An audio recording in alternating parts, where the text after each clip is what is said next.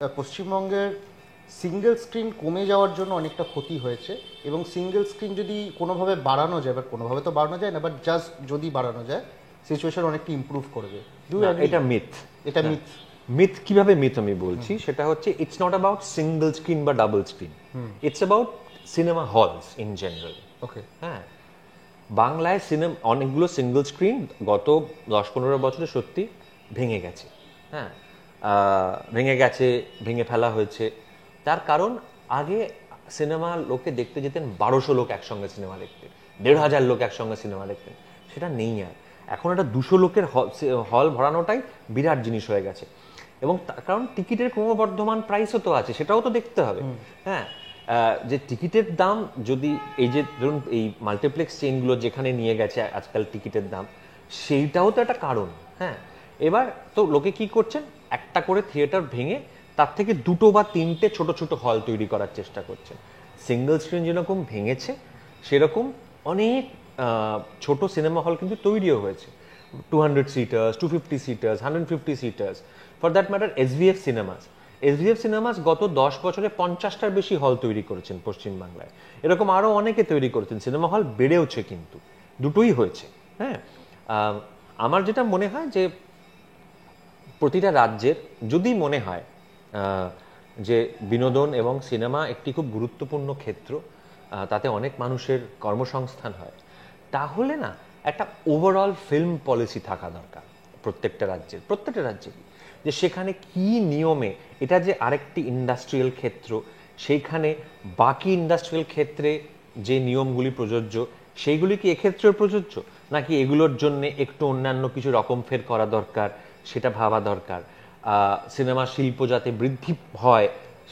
বৃদ্ধি হয় সেই জন্য একটা সাবসিডাইজ কিছু সিস্টেম থাকা দরকার। একটা ফিল্ম অ্যান্ড এন্টারটেইনমেন্ট পলিসি প্রতিটা রাজ্যেরই একটা থাকা দরকার, এবং দেশের ওভারঅল একটা থাকা দরকার বলে আমি একজন চলচ্চিত্র কর্মী হিসেবে আমি চাই। এটা আমার মনে হয় ন্যায্য দাবি, যেটা প্রতিটা রাজ্যের থাকুক এই জিনিসটা।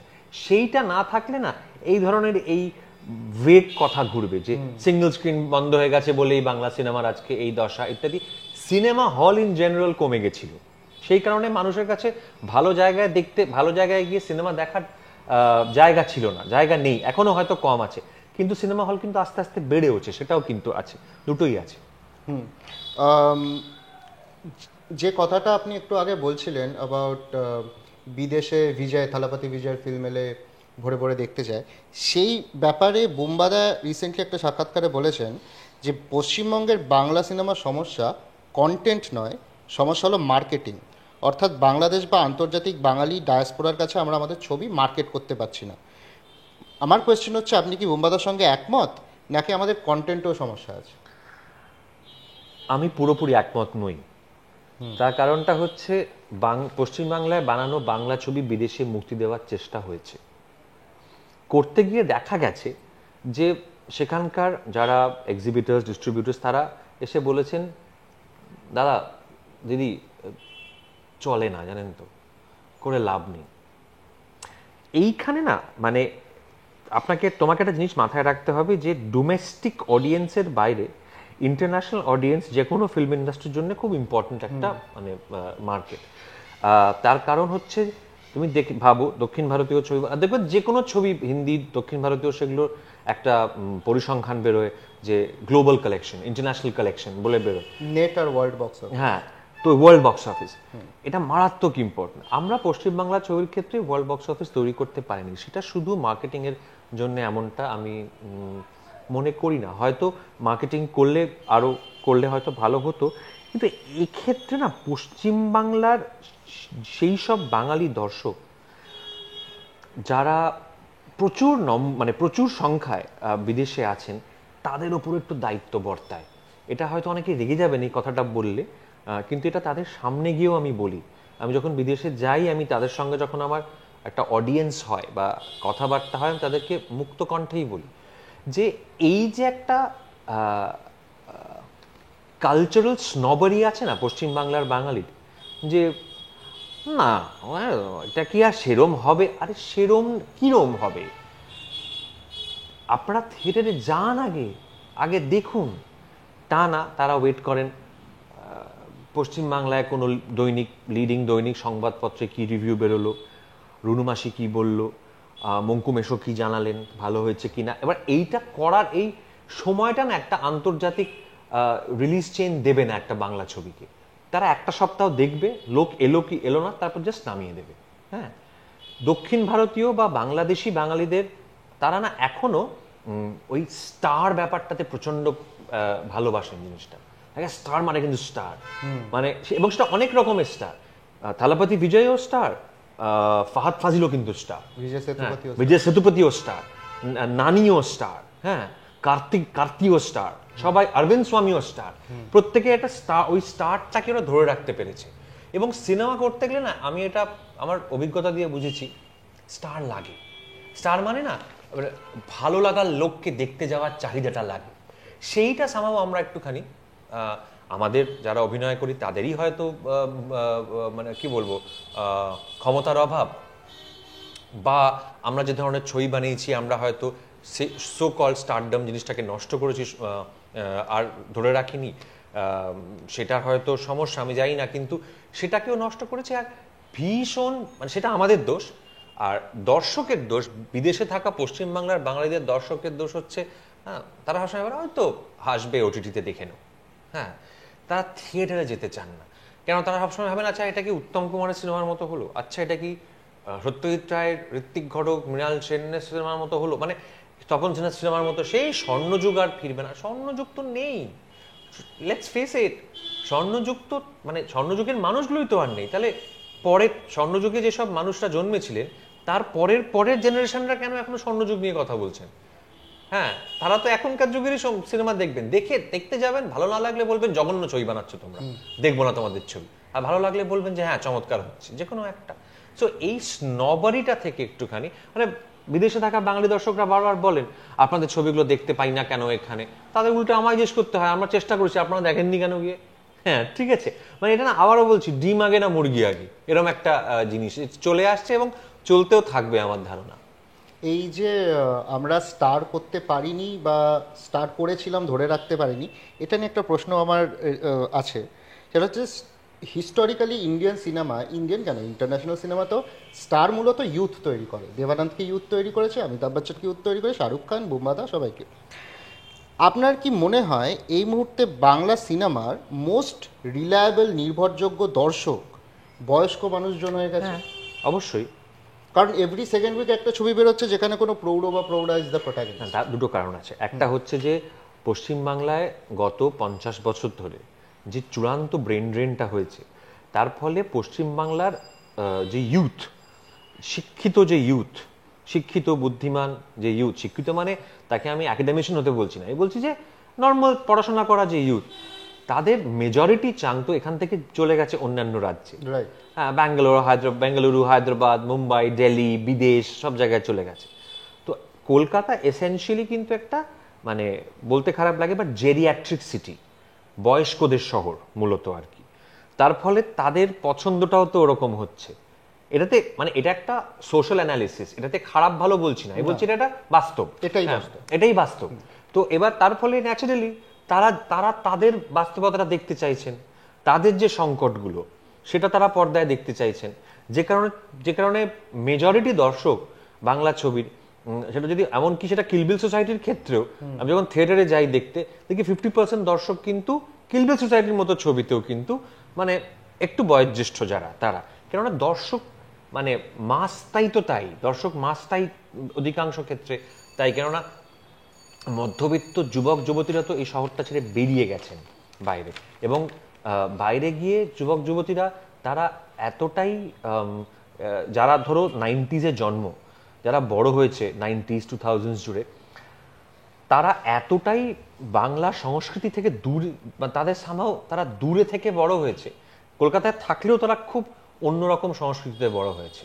হ্যাঁ, এটা না পোস্ট গ্লোবালাইজেশন, এটা একটা জিনিস হয়েছে যেটা সাউথ ইন্ডিয়াতে রিলেটিভলি কম হয়েছে, আমাদের এখানে বেশি হয়েছে। হ্যাঁ, আমরা হচ্ছে সেই প্রজন্ম 80-র দশকে যারা জন্মেছি, যারা গড়গড়িয়ে সুনীল শক্তি পড়েছি, হ্যাঁ, যারা আমি বলছি মানে কি বলবো, ধরো কলিম শরাফির রবীন্দ্রসঙ্গীত, দেবব্রত বিশ্বাসের রবীন্দ্রসঙ্গীত শুনেছি, সলিল চৌধুরী, সুদিন দাশগুপ্ত, শচীন কর্তার গান শুনেছি আমরা।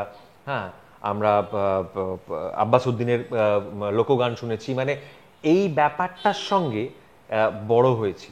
তারপরে না, তারপর থেকে ব্যাপারটা কমে গেছে অনেকটা। এবং তার মধ্যে অনেকটা বড় জেনারেশন তারা খুব অল্প বয়সে বাইরে চলে যাওয়ার ফলে তারা আরোই বিচ্ছিন্ন হয়ে গেছেন এখানকার মানে বাঙালি সংস্কৃতি থেকে। তার ফলে তারা তাদের অন্য জিনিস বেছে নিয়েছেন। তারা একটা বাংলা ছবি যখন দেখেন, সেটা যদি ভালো হয়, তারা এসে বলেন যে I didn't know that you guys make such interesting Bengali films. হ্যাঁ, জানতাম না তো। হ্যাঁ, তখন তাদের জিজ্ঞেস করতে আমার ইচ্ছা করে, জানতেন না কেন? হ্যাঁ, এবার বুঝতে পারি এটা তাদের দোষ, হ্যাবিটটা নেই, হ্যাবিটটাই তৈরি করে, তাদের দোষ নয় এটা। তারা তো ওই 16-17 বছর বয়স হওয়া মাত্র কলকাতা ছেড়ে অন্য কোথাও চলে গেছেন। এবং তাদের যদি আজকে 35-36 বছর বয়স হয়, 20টা বছর তারা বাইরে আছেন, তাদের তো যোগসূত্রটাই ছিঁড়ে গেছে, মানে ওই সুতোটাই ছিঁড়ে গেছে। কি কাজ চলছে এখন মুম্বাইয়ে? সব কটার কথা আমি বলতে পারবো না।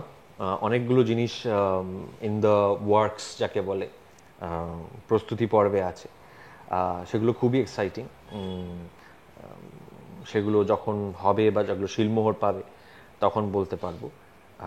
যেগুলি রেডি হয়ে আছে সেটার কথা বলতে পারি। 2টি ছবি রেডি হয়ে আছে। একটি ছবির নাম গুলাবি, এটি জিও স্টুডিওজের একটি ছবি।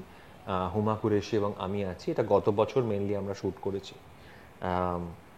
এই ছবিটা যখন মুক্তি পাবে, ছবিটার ভাগ্য আমি কী হবে বলতে পারবো না, সেটা তো সময় এবং দর্শকরা বলবেন। তবে হিন্দি স্পেসে আমি যা যা কাজ করেছি এখনো, হিন্দি ভাষায় যা যা কাজ আমি অভিনেতা হিসেবে করেছি, তার মধ্যে আমার করা সব থেকে অন্যরকম চরিত্রটা, মানে আমাকে দেখে চিনতে পারা মুশকিল হতে পারে এটাতে আর কি। সেটা এটুকু দাবি করে বলতে পারি। আর আরেকটি সিরিজ, যেটা পরিণীতা নাম ছিল, এখন নামটা চেঞ্জ হচ্ছে, যেটা জিও হটস্টারে আসবে, হটস্টারের সিরিজ, সেইটা আসবে, সেটাও এই বছরই মুক্তি পাবে। এই 2টি করা আছে। আর অনেক দিন আগে আমি সুধীর মিশ্রার জন্য একটি ছবি করেছি, তাপসি। রাইট। সেই আনফর্চুনেটলি সেই ছবিটি এখনো মুক্তি পায়নি।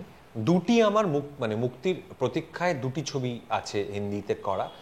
এই একটি ছবি, সেটা কবে আশা করি মানে মুক্তি পাবে, কাজটা খুব ভালো হয়েছে সেইটি। এবং অবস্থি ভার্সেস অবস্থি বলে আরেকটি ছবি, সেটাও মুক্তির প্রতীক্ষায় আছে। বিকজ বম্বেতেও যেহেতু সিনেমার বাজারটা খুব একটা ভালো ছিল না গত 2 বছর, 2-2.5 বছর যাবৎ, সেই জন্যে সেগুলি হয়তো বা মুক্তি দেওয়া যায়নি আর কি। যেহেতু তুলনামূলকভাবে নতুন অভিনেতা অভিনেত্রীদের নিয়ে করা অবস্থি ভার্সেস অবস্থি, সেই কারণে। আর সুধীর স্যারের ছবিটা, ওটা ওটিটির জন্যই তৈরি। আমি জানি না কেন ওটা এখনো বেরোয়নি। আশা করছি কোনো না কোনো ওটিটি প্ল্যাটফর্মে শিগগিরই ওটা মুক্তি পাবে, কেননা ওটার প্রডিউসার্স হচ্ছেন অনুভব সিনহা, মানে বেনারস মিডিয়া ওয়ার্কস আর কি। সো আশা করছি শিগগিরই মুক্তি পাবে। মুম্বাই ইন্ডাস্ট্রি নিয়ে একটা স্লাইটলি লম্বা প্রশ্ন। মে মাসে সঞ্জয় দত্ত তার ছবির ট্রেলার লঞ্চে বলেন, আমি কোট করছি, আমি দুঃখিত আমাদের ফিল্ম ইন্ডাস্ট্রি এখন এতটা বিভক্ত, এখনও আমি আগে আমি এটা দেখিনি। সকলকে অনুরোধ করছি তারা আবার যেন পরিবারের মতো মিলেমিশে একে অন্যকে সাহায্য করেন যাতে ইন্ডাস্ট্রির উন্নতি হয়।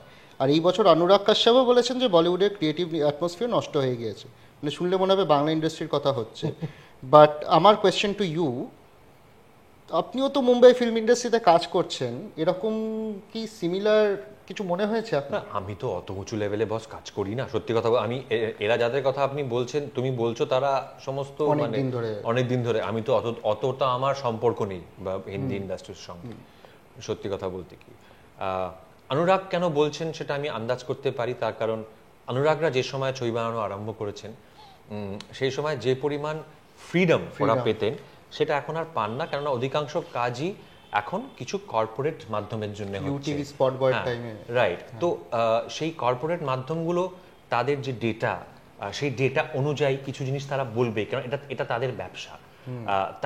তারা একটা জিনিসের প্রতি টাকা দেবেন, পিছনে টাকা লাগাবেন, কোটি কোটি কোটি টাকা লাগাবেন, আর তাদের অভিজ্ঞতা থেকে গৃহীত জিনিস তারা বলবেন না যে দাদা ওই জিনিসটি করবেন না, এই জিনিসটি একটু করুন দেখুন, এটুকু বলবেন, এটা হতে পারে না, ঠিক আছে, একটু বলবেই ওরা। তো সেটা হয়তো মানতে যারা ভীষণই স্বাধীন চেতা পরিচালক তাদের অসুবিধে হচ্ছে হয়তো। সেইখান থেকে আমার ধারণা, অনুরাগকে আমি যেটুকু চিনি ব্যক্তিগতভাবে, একজন ভক্ত হিসেবে ব্যক্তিগতভাবে যেটুকু চিনি, সবটা মিলিয়েই বলতে পারি যে আমার হয়তো মনে হচ্ছে সেখান থেকে ওর কিছু অসুবিধে হচ্ছে। আর সঞ্জয় দত্ত কেন এই কথাটা বলেছেন আমি সত্যি বলতে পারবো না, কেননা সঞ্জয় দত্ত কিসের পরিপ্রেক্ষিতে কথাটা বলেছেন, কোন লেন্স থেকে বলেছেন, সেটা সামাজিকভাবে, ফিল্ম ইন্ডাস্ট্রি, রাজনৈতিক, আমি সেটা সত্যি জানি না। আমার মূলত আমি আমি বুম্বাদার ইন্টারভিউতেও দেখছিলাম, ওই জেনারেশনের যারা স্টার ছিলেন 80s 90s মানে সুপারস্টার, ওনাদের তো সকলেরই মত হচ্ছে যে যে কোনো ইন্ডাস্ট্রি, সে বাংলাই হোক কি হিন্দি হোক, আগের মতো ইউনাইটেড নেই। তো না, আমি তো সত্যি জানি না আগে ইউনাইটেড ছিল কিনা, কারণ আগের সময়টাতে আমি ছিলাম না। আমি জন্মাবধি ইন্ডাস্ট্রিকে ইউনাইটেড দেখিনি। আচ্ছা, তো আমি যবে থেকে কাজ করছি বাংলা ইন্ডাস্ট্রি তো দেখিনি। মানে এমন না যে খারাপ হয়েছে বা কম, আমি বুঝতে পারি না, একটা চেঞ্জ দেখেছি হয়তো। মানে আমি যখন একদম ছোট, যখন সবে যখন শুরু করেছি 99, 2000, 2001, 2, ওই সময় একটা একটা ঘরোয়া ব্যাপার ছিল একটা, সেইটা হয়তো কমে গেছে এখন। বাট সেটা যে সবটা খারাপ তা বলবো না, হ্যাঁ, তার তো একটা প্রফেশনালিজমের দিকও আছে। তো এই যে কি ছিল আর কি নেই এটা নিয়ে যে ল্যামেন্ট করা, এটার আমি খুব একটা মানে পক্ষপাতী নই আর কি। আমি ইউনিটি বলতে যা বোঝায়, যে কোনো বিষয়তে শিল্পীরা কোনো ক্ষেত্রে, টেকনিশিয়ানরা কোনো ক্ষেত্রে, প্রডিউসাররা কোনো ক্ষেত্রে একসঙ্গে দাঁড়াচ্ছেন একে অন্যের পাশে এবং পিছনে গিয়ে কাঠি করছেন না, এটা আমি দেখিনি। আমার যবে থেকে আমার জ্ঞানগম্যি হয়েছে ইন্ডাস্ট্রিতে, দেখুন প্রথম 5-7 বছর তো এমনি কেটে যায়, মানে নিজের পায়ে দাঁড়াতে কেটে যায়। তারপর থেকে যবে থেকে আমার একটা সে হয়েছে বা আমি বুঝতে পারি কি যে আন্ডারস্ট্যান্ডিং বেটার তৈরি হয়েছে, তবে থেকে আমি ইউনাইটেড দেখিনি। সো যে সময়ের কথা এরা বলছেন যে খুব ইউনাইটেড ছিল, সেটা কোন সময় আমি বলতে পারবো না, কারণ আমি ওই সময় বাঁচিনি, ওই সময়টা আমি ছিলাম না আর কি, কাজ করিনি। রিসেন্টলি একটা ইন্ডিয়ান ফিল্ম ইন্ডাস্ট্রি নিয়ে একটা ডেটা বেরোয়। ডেটাটা খুব লম্বা, বাট বেসিক যে কনক্লুশন ডেটাটা সেটা হচ্ছে যে ডেবিউ ফিল্মে, ইনফ্যাক্ট এটা হলিউডেও বেরিয়েছিল, হলিউড রিপোর্টারও বেরিয়েছিল, গত 10 বছরে ডেবিউ ফিল্ম মেকারের সংখ্যা কমে গেছে এবং ডেবিউ ফিল্ম মেকারের যারা ডেবিউ করছে অ্যাজ ফিল্ম মেকার তাদের বয়সও খুব বেড়ে গেছে। অর্থাৎ ইয়াং মাইন্ডসকে কি ভরসা করা হচ্ছে না, এটাই কি কনক্লুশন? হ্যাঁ, এটা আমার মনে হয়, তার কারণ সেফটি নেটের চলটা বেড়েছে। মানে আগে কি হতো, আগে একজন অল্প বয়সী ছবি বানাতে চাওয়া একটি ছেলে বা একটি মেয়ে, সে অ্যাসিস্ট করা শুরু করতো, যদি ফিল্ম স্কুল গেল না গেলে তারপর সে অ্যাসিস্ট করা শুরু করতো, তার পরিচালক সে যাকে অ্যাসিস্ট করছে তারপর সে সাহায্য করতো আর কি তাকে একটা ছবি পেতে। তার প্রডিউসারকে বলতো এই ছেলেটা বা এই মেয়েটা আমার সঙ্গে কাজ করে, এ খুব প্রতিভাবান বা প্রতিভাময়ী, প্লিজ একে নিয়ে ছবি কর। এখন যেটা হয়, যেহেতু ব্যাপারটা প্ল্যাটফর্ম নির্ভর, কোনো না কোনো ওটিটি প্ল্যাটফর্ম, কোনো না কোনো স্টুডিও জিনিসটাকে গ্রিন লিট করবে, অ্যাপ্রুভ করবে, এটা একটা সময় লাগে। হ্যাঁ, তো খুব এক্সপেরিমেন্টাল জিনিস তো তৈরি কম হয় আগে, মানে এখন আগের থেকে। তো সেই কারণেই হয়তো আর কি, মানে একটা যাকে বলে ঘষা না ঘষলে ভরসা করতে পারেন না হয়তো লোকে, সেটা একটা কারণ হতে পারে। এটা এই পরিপ্রেক্ষিতে আমি দর্শকদের জানাতে চাই আর বরণদাকেও মনে করিয়ে দিতে চাই, আর স্টিভেন স্পিলবার্গ জজ যখন বানাচ্ছিলেন উনি 26 বছর বয়স। এক্স্যাক্টলি। আরো এরকম থিঙ্ক অ্যাবাউট অ্যাপোক্যালিপস নাও, কপোলার কত বয়স ছিল? কয়টা আর্লি 30, জাস্ট অ্যাবাউট আর্লি 30। কয়টা বাচ্চা ছেলে মেয়ে গিয়ে তারা ভিয়েতনামের জঙ্গলে, ওই মানে তারা ক্যামেরা পেয়েছে, তারা পেয়েছে, এরম ভাবে তারা শুট করেছিল জিনিসটা। সেটা কাল্ট ক্লাসিক, মানে সেটা ওরম জায়গায় গেছে, এরকম অজস্র উদাহরণ আছে। সেইটা ওই ইন্ডিপেন্ডেন্ট ফিল্ম মেকিংটা সারা পৃথিবীতেই কিন্তু একটু ধাক্কা খেয়েছে আর কি।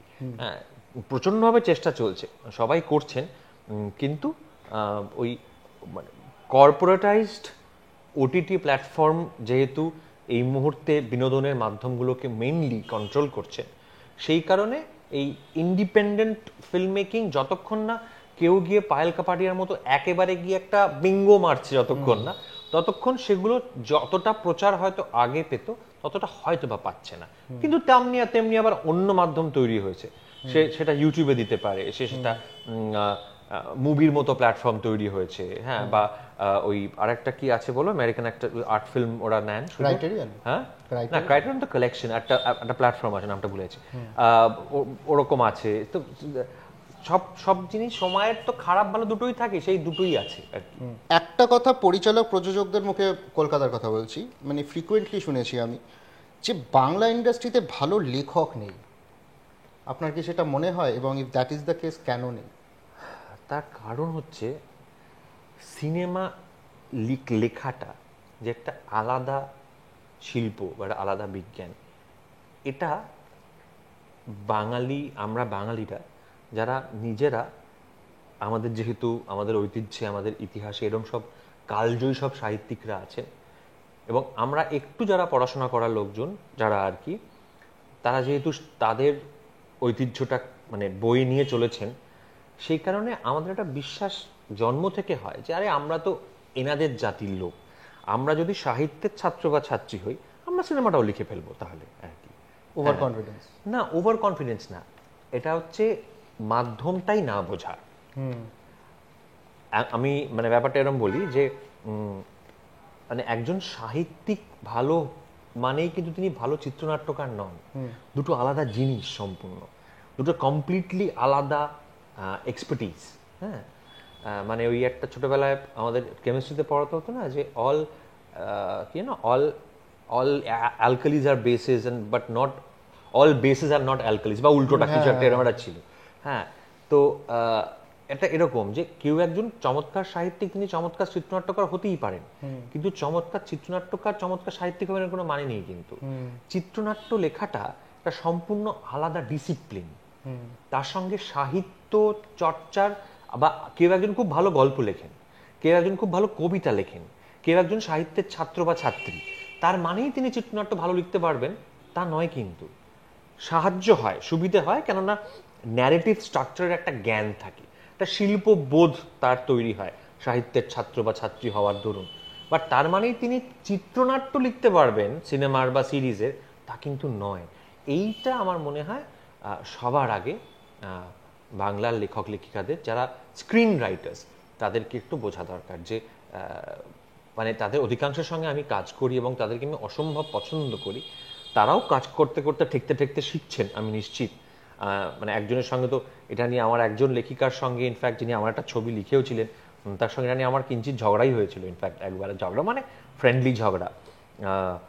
তার সঙ্গে এখনও দেখা হলে আমরা এই ইয়ার্কিটা মারি আর কি, যে তিনি এখন অনেক কাজ করছেন এবং তার লেখায় আমি দেখেছি যে সেই সময় হয়তো ঝগড়া হয়েছিল, কিন্তু আমি জানি না আমার বলা কথাগুলো যদি তার কাজের ক্ষেত্রে 2%ও কন্ট্রিবিউট করে থাকে, তাহলে আমি মনে করবো সেটা আমি ভালো একটা কাজ করতে পেরেছি। যে আমি তখন বলেছিলাম যে আপনি বা তুমি খুব ভালো সাহিত্যিক মানে, সাহিত্যের ছাত্রী মানে তুমি ভালো চিত্রনাট্যকার নও, কিন্তু তোমায় কিন্তু লিখতে লিখতে শিখতে হবে চিত্রনাট্য লেখাটা, একটা আলাদা ডিসিপ্লিন। হ্যাঁ, তো সেটা আমি এখন যখন ওনার কয়েকটা কাজ দেখি আমি বুঝতে পারি ওনার লেখাটা আগে থেকে ইমপ্রুভ করেছে। কিন্তু চিত্রনাট্য লেখার ডিসিপ্লিনটা আমার মনে হয় এখানকার চিত্রনাট্য লেখকদের শিখতে হবে একটুখানি, যে এটা একটা আলাদা পড়াশোনাটা, আলাদা মানে আলাদা একটা আলাদা ক্রাফট, এটা একটা।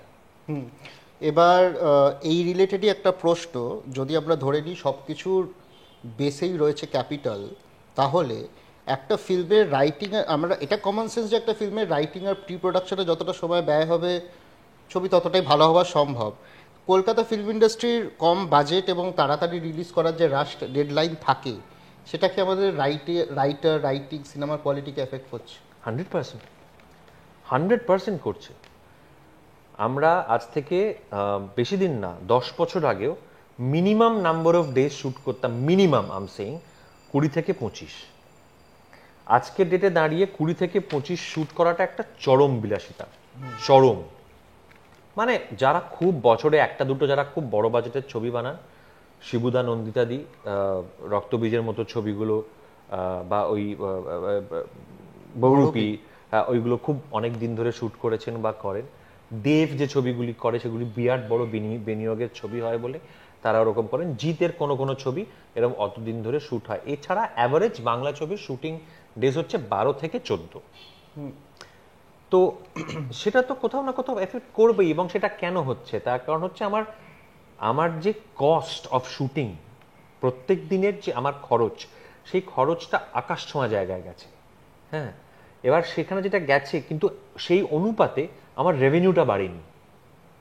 তো তাহলে আমি কাটবোটা কোথায়? আমার কাছে কাপড়টা তো এইটুকুই, ঠিক আছে, তাহলে আমার ওই কাপড় থেকেই তো কাটতে হবে। তো ন্যাচারালি নাম্বার অফ ডেজে গিয়ে কোপটা পড়েছে, এবং সেটার কি বলবো, সেটার এফেক্টটা বা সেটার মানে ইয়েটা পোয়াতে হচ্ছে, ব্যথাটা পোয়াতে হচ্ছে হচ্ছে পরিচালকদের মূলত। কারণ তাদের স্ক্রুটিনাইজ করা হচ্ছে, কি ছবি বানালি, যত্ন নেই, ওটা নেই, সেটা নেই, এমনটা নেই আর কি।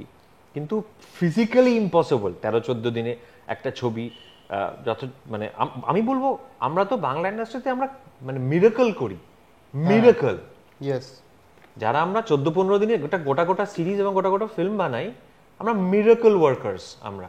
হ্যাঁ, বম্বেতে শুনি লোকে না মানে মাথা ফাতা ঘুরে পড়ে যায় আর কি। তো সেটা তো অফকোর্স ভীষণভাবে ইম্প্যাক্ট করছে। আর প্রোডাকশন যখন রাশটি হচ্ছে, তার মানে রাইটারও কম টাইম পায় লেখার। হ্যাঁ, মানে অন্যান্য ইন্ডাস্ট্রি থেকে তো ডেফিনেটলি কম। তাই এটা না, it's everything is a function of economics, everything is a function of money. এটা হচ্ছে যে আমি একটা লোককে, তোমাকে আমি একটা কাজের জন্য 3 টাকা দিচ্ছি, একটা কাজের জন্য তোমাকে 3 টাকা দিচ্ছি, ঠিক আছে, তুমি 3 টাকা পেয়ে যতদিন ধরে কাজটা করবে, তুমি যদি তার বদলে 13 টাকা পেতে, তুমি তো বেশি দিন ধরে তো কাজটা করবে, তো বলাই বাহুল্য। তুমি জানো আমি 3 টাকা পেয়েছি এই কাজটার জন্য, তুমি তো 3 টাকা এটুকুই দেবে। আমাকে কোথাও একটা বলা হলো, ধরো যে দাদা আপনি একটা প্রোগ্রাম অ্যাঙ্কার করতে চলুন, আপনি 1 ঘন্টা, আপনাকে 10 টাকা দেবো। আমি আগে জিজ্ঞেস করবো যে কতক্ষণের প্রোগ্রাম। সে যদি বলে 4 ঘন্টা, এরকম না ভাই 4 ঘন্টায় তো 10 টাকায় হবে না, আমাকে তো 25 টাকা দিতে হবে। সে না দাদা না দাদা 1 ঘন্টা, 1 ঘন্টা 10 টাকা, 10 টাকা পাচ্ছি আমি, 1 ঘন্টাই আমার কাজ। তো আমি যদি তোমাকে 3 টাকা দিই, তুমি তো সেই 3 টাকা অনুপাতেই সময়টা দেবে না, বুঝতে পারছো? তাও তো বলবো যে এখানে মানুষ অনেক কম টাকায় খুশি, বিকজ কলকাতার লাইফস্টাইল এখনো অনেক মানে যেহেতু খুব মানে কি বল, খুব ইন্ডাস্ট্রিয়ালাইজ শহর নয়, সেই জন্যে এখনো অল্প টাকায় দিন গুজরান করা যায়, মানে অল্প পয়সায় রিজনেবলি গুড লাইফ কাটানো যায় এখানে। সেজন্য মানুষ এখনো এখানে কম টাকায় খুশি, মানে এবং কম টাকা পেলেও লোকে খাটেন, মানে মনোযোগ, যদি কোনো কাজ করতে ভাল লাগে সেটা তারা কাজটা তাহলে করেন, করতে পছন্দ করেন, সেগুলো তারা করেন। কিন্তু তা সত্ত্বেও বলছি, মানে 3 টাকা দিলে তো তুমি 30 দিনই দেবে, তুমি তো আর 90 দিন দেবে না। 90 দিন পেতে গেলে তো তোমাকে আমায় 9 টাকা দিতে হবে, এটা তো কিছু করার নেই, তাই না? আমি যা বুঝছি আপনার ইন্টারেস্ট ধীরে ধীরে ডিরেকশনের দিকে ঝুঁকছে, অ্যাক্টিং হয়তো রোলস চুজই হয়ে গেছেন, ইজ দ্যাট ট্রু? হ্যাঁ, সেটা খুব মানে যাকে বলে প্রকৃতির নিয়মেই হয়েছে কিছুটা আর কি। সেটা সচেতনভাবেই হয়েছে, আমি এটাই চিরকাল করতে চেয়েছি। আর আমি প্রচণ্ডভাবে এনজয় করেছি, করি এখনো অভিনয় করা। অভিনয় আমাকে পরিচিতি দিয়েছে, মানুষের ভালোবাসা দিয়েছে, আজও দেয়, ভীষণভাবে দেয়। সেই জন্য অভিনয় ছেড়ে দেওয়ার কথা কখনোই ভাবি না কমপ্লিটলি। কিন্তু পরিচালনাটা হচ্ছে আমি নিজে, মানে আমি মানুষটা হচ্ছে আদতে একজন পরিচালক, এ ব্যাপারে কোনো সন্দেহ নেই। তবে একটা কথা বলি, সেটা হচ্ছে যে অভিনয় বলো, পরিচালনা বলো, প্রযোজনা বলো, আমি জানি না, মানে আমি না, আমি অ্যাজ আই সেড, আমি তো 26 বছর ধরে কাজ করছি, প্রচণ্ড ভালোবেসে সিনেমা মাধ্যমটার সঙ্গে জাপটে ধরে, আমি একটা সিনেমার বাড়ির ছেলে, যারা যেটুকু জানেন তারা জানে, আমি সিনেমা ছাড়া কোনোদিন কিছু বুঝিনি, এবং সেটাও বাংলা সিনেমা ছাড়া। এতগুলো বছর ধরে কাজ করছি তো, আর এত এত খেটে কাজ করেছি, প্রচণ্ড পড়াশোনা করেছি সিনেমা নিয়ে, তাই জন্য আমার না ওই ইনসিকিউরিটিটা নেই, আমার কালকেই নাম করতে হবে, কালকেই আরবানায় ফ্ল্যাট কিনতে হবে, আমাকে সিনেমা করেই শুধু সেটা হবে, ওটা নেই আমার। টেকনিশিয়ানস ফেডারেশনের সঙ্গে যেটা চলছে, এই মুভমেন্টটা আপনাদের সঙ্গে আরও কিছু পরিচালক ছিল যারা এখন আর নেই। What are your thoughts on this? দেখুন, সত্যি কথা বলবো, মানে অনেক অনেকে নেই, অনেক বড় বড় নাম নেই, তারা নেই শুধু না, তারা আবার গিয়ে অনেক ভিডিওতে অনেক বার্তা টার্তা দিয়েছেন আর কি, যারা প্রত্যেকেই বন্ধু বান্ধব, এবং তাদের প্রতি আমি ভীষণ তাদের শ্রদ্ধা করি, ভালোবাসি তাদের অধিকাংশকেই আর কি। আবারও বলছি, তারা কেউ কেউ যেরকম নিশ্চয়ই আমাদের ভুল মনে করেন এবং সেটা তাদের স্বাধীনতা আছে, কেউ কেউ বাধ্য হয়ে বলছেন কথাগুলো, হোয়াটএভার, সেটা তাদের ব্যাপার। তাতে তাদের তাদের তার জন্য তাদের প্রতি শ্রদ্ধা বা ভালোবাসা আমার ভালোবাসা অন্তত বা তাদের প্রতি সৌজন্য আমার কখনোই কমবে না। কিন্তু তাদের অনেকগুলো ভিডিওতে দেখছি তারা বারবার একটা কথা বলছেন, আলোচনা করে বসে মিটিয়ে নিলেই তো হতো, আদালতে যাওয়ার কি দরকার ছিল, এরকম একটা কথা আর কি। আমার একটা প্রশ্ন তাদেরকে করতে ইচ্ছে করে, আপনাদের মধ্যে অনেকে তো থ্রু আউট প্রসেসটায় ছিলেন, আপনারা তো জানেন আমরা কতবার বসতে চেয়েছি, আলোচনা করতে চেয়েছি, আলোচনাই করতে চেয়েছি, আমাদের তো আলোচনা করার বা বসার সুযোগটাই দেওয়া হয়নি। আমাদের বোঝানো হয়েছে কমপ্লিটলি ভাবে ভাবে যে আমরা 26-27 বছর ধরে কাজ করার পরেও আলোচনায় বসারও যোগ্য নই। আমাদের এটাই বোঝানো হয়েছে। দর্শকরা বিচার করবেন আমরা সেই যোগ্যতা রাখি কিনা, নিশ্চয়ই তারা বিচার করছেনও। কিন্তু আমরা তো বারবার আলোচনাই করতে চেয়েছি, বসতে চেয়েছি, বসে কথা বলতে চেয়েছি। তো হঠাৎ করে এরা আজকে ওইদিকে গেছেন, বেশ করেছেন, গিয়ে হঠাৎ করে ভিডিওর মাধ্যমে বার্তা দিচ্ছেন বসে নিলেই তো হতো, আলোচনায় করে নিলেই তো হতো। আমার বক্তব্যটা হচ্ছে, যদি আলোচনা করলেই হয়, যদি বসে নিলেই হয়, তাহলে আপনারা বলুন না, আপনারা এখন যাদের হয়ে বার্তাটা দিচ্ছেন তারা বলুন, চলুন আমরা বসে কথা বলি, তাহলে তো মিটে যায়। আমাদের আলোচনা করতে বলছেন কেন? আমরা তো প্রথম থেকেই আলোচনা করতে চাইছি, তাই না? এইটা আমার খুব অদ্ভুত লাগে। ওই আবার শুরুর কথায় ফিরে গেলাম। আমি প্রচুর সংগ্রাম এবং লড়াই করেছি জীবনে, আমি এটাকেও আর একটা লড়াই হিসেবেই দেখছি, আর একটা সংগ্রাম হিসেবেই দেখছি, ঠিক আছে?